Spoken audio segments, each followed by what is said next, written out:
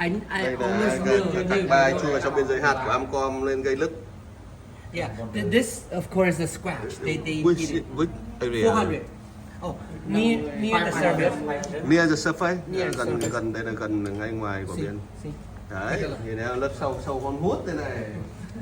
So Các bài, this one các bài right? How about IGO? IGO, let me for any kind of a IGO thing, they need to be very, you know, the machine needs to be. Này, hình kim của Matesai này.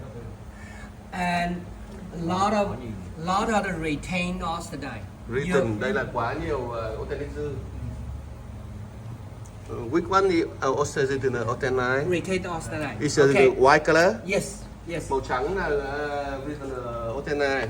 If Màu you đen tinh thể hình kim là Matesai. all the needle appearance